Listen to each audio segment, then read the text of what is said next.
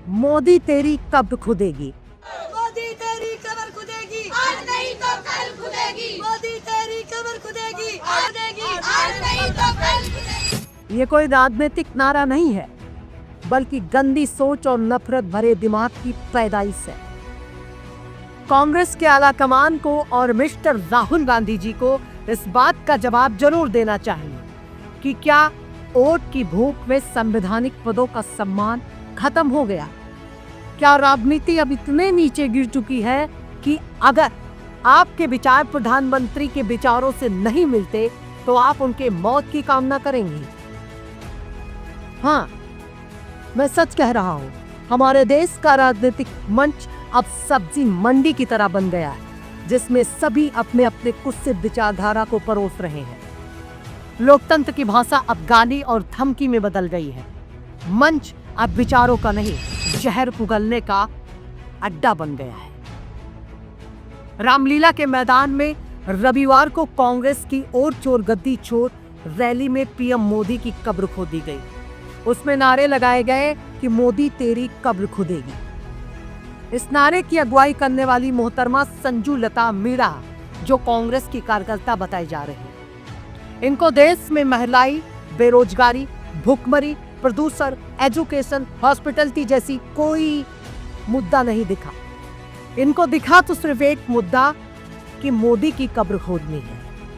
और सबसे शर्म की बात तो ये है कि कांग्रेस आला कमान अभी भी चुप है। उनको इस बात पर कोई खेद नहीं है। दिल्ली के रामलीला मैदान में रविवार को कांग्रेस की रैली हुई। उसका नाम था और चोर गद्दी छोड़।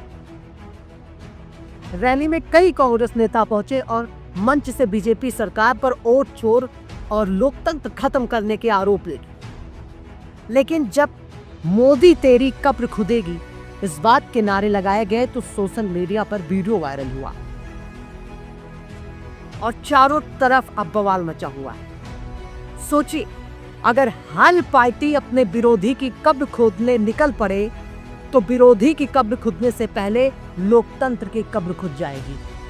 मिस्टर राहुल गांधी जी, आपकी पार्टी जो ये संविधान बचाओ का ढोल पीट रही है, इन बयानों से ये संविधान नहीं बचा रही है, ये संविधान का कब्र खोद रही है। कोई भी पद हो, चाहे प्रधानमंत्री का हो या फिर पार्षद का हो, वह देश के संविधान की गरिमा से जुड़ा हुआ है।